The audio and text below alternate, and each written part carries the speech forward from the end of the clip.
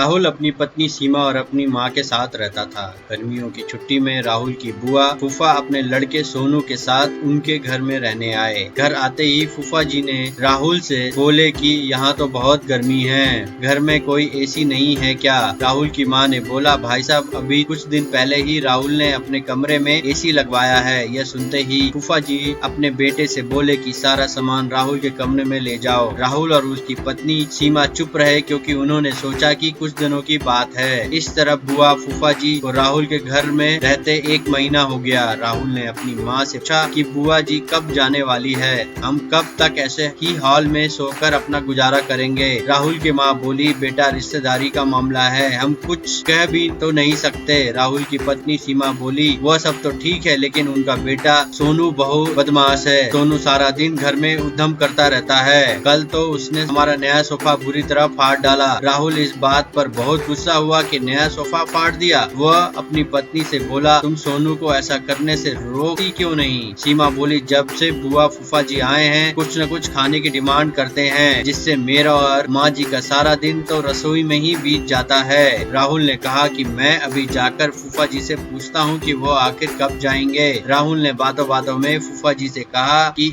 1 महीना हो गया है, आपके जॉब की छुट्टियाँ तो खत्म हो गई होंगी ना?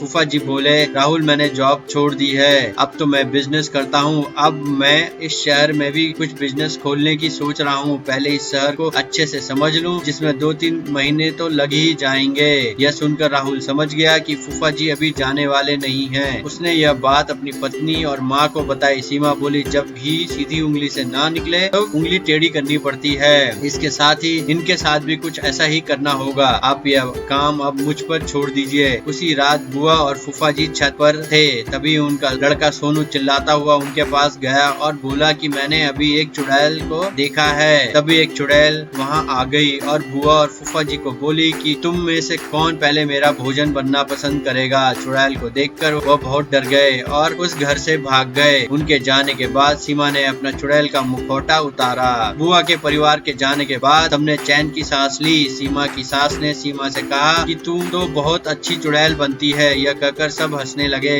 इस कहानी से हमें यह शिक्षा मिलती है कि हमें कभी भी किसी भी रिश्ते का गलत फायदा उठाना नहीं चाहिए। जिस तरह बुआ के परिवार ने अपनी रिश्तेदारी का गलत फायदा उठाया और दूसरों को परेशान किया। रिश्ते फायदा उठाने के लिए नहीं, रिश्ते निभाने के लिए होते हैं। कहानी कैसी लगी हमें कमेंट करके बताएं। छोटी सी कहानी से कुछ सीखने को मिलता है तो इसे शेयर करें ताकि ज्यादा से ज्यादा लोग इस कहानी के जरिए कुछ अच्छा सीख पाएं। आपको लगता है कि यह कहानी आपके लाइफ में कोई वैल्यू ऐड करती है और आप चाहते हैं कि आपके जैसे दूसरों की लाइफ में भी कुछ वैल्यू ऐड हो, तो इस चैनल को सब्सक्राइब करें और शेयर करें। मेरी कोई भी वीडियो मिस ना हो उसके लिए बेल आइकन पर क्लिक करें।